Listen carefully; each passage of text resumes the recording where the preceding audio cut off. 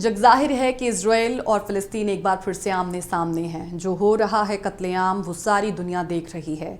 Israel के PM Benjamin Netanyahu कहते हैं कि दुश्मन को ऐसी कीमत चुकानी पड़ेगी जिसके बारे में उसने कभी सोचा भी नहीं होगा। इजराइल हमास के बीच पहले भी संघर्ष हो चुका है, लेकिन इस बार ये संघर्ष से कहीं ज्यादा है।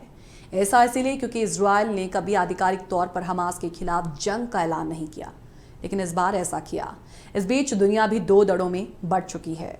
अरब देश और इस्लामिक राष्ट्र हमास के साथ हैं, तो भारत और अमेरिका जैसे मुल्क इजराइल के साथ। वहीं पाकिस्तान की बात करें तो ये टू स्टेट थ्योरी की लगातार वकालत कर रहा है। आज का कोर्ट इजराइल फिलिस्तीन की जब बात हो रही है तो इसी टू स्टेट थ्योरी पर बेस्ड है। क्या है ये टू स्टेट थ्योरी? आइए सबसे पहले ग्राफिक्स के माध्यम से जानते हैं।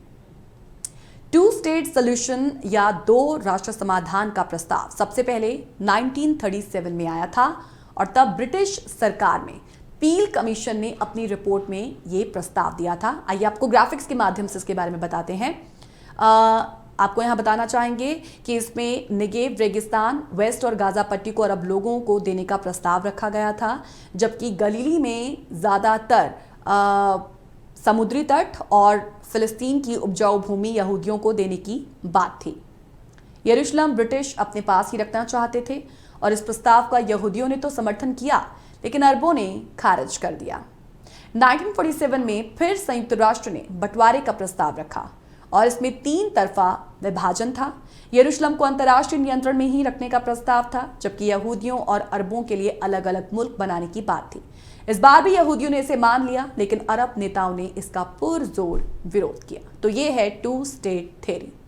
14 मई 1948 को इजराइल बना। बनते ही पहला अरब इजराइल युद्ध शुरू हो गया। साल भर तक चले युद्ध के बाद सीजफायर का ऐलान हुआ और इजराइल फिलिस्तीन संघर्ष में साल 1967 में टर्निंग पॉइंट है।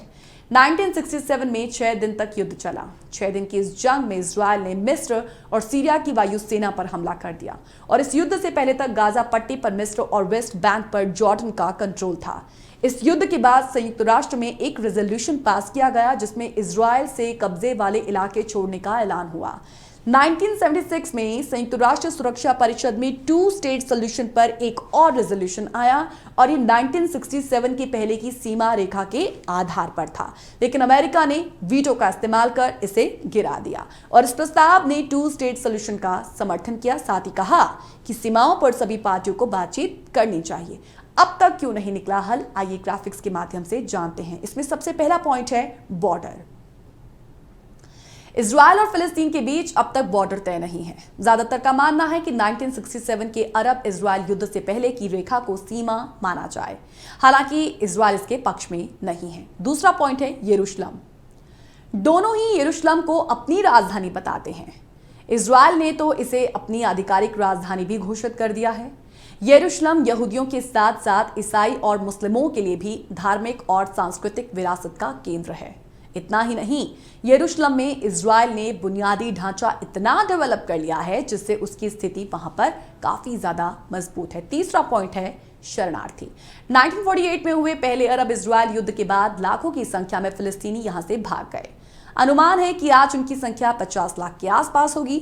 अगर सीमाएं तय होती और फिर से उन्हें यहां बसाया जाता तो इससे यहूदियों का अनुपात यानी कि उनका जो रेशो है वो कम हो जाएगा। तो शांति हो सकती थी बहाल, लेकिन हुआ क्या? 14 मई 1948 में इजराइल के बनने के बाद से ही यहां तनाव है।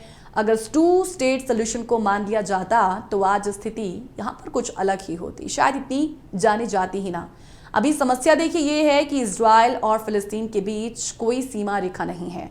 फिलिस्तीन भी 2 हिस्सों में बटा हुआ है और एक हिस्से पर इस्लामी चरमपंथी संगठन हमास का कब्जा है, जिसे इजराइल और पश्चिमी देश आतंकी संगठन मानते हैं। इस समय इजराइल तो अलग देश है, लेकिन फिलिस्तीन अलग मुल्क नहीं है। फिलिस्तीन असल में 2 हिस्सों में बटा है। एक है वेस्ट बैंक और दूसरा है गाजा पट्टी। वेस्ट बैंक पर महमूद अब्बास फतेह की राजनीतिक पार्टी का कंट्रोल है, जबकि गाजा पट्टी पर इस्लामिक चरमपंथी संगठन हमास का दबदबा। फिलिस्तीनी यरूशलेम को अपनी राजधानी बताता है, जबकि 1967 में 6 दिन तक चली जंग में इजरायल ने यरूशलेम पर कब्जा कर लिया और इसे अपनी राजधानी घोषित कर दिया था। हालांकि इजरायल को भले ही यूएन के ज्यादातर सदस्यों ने अलग देश के तौर पर मान्यता दे रखी हो, लेकिन अब भी ज्यादातर देश यरूशलेम को इजरायल की राजधानी के तौर पर मान्यता बिल्कुल भी नहीं देते।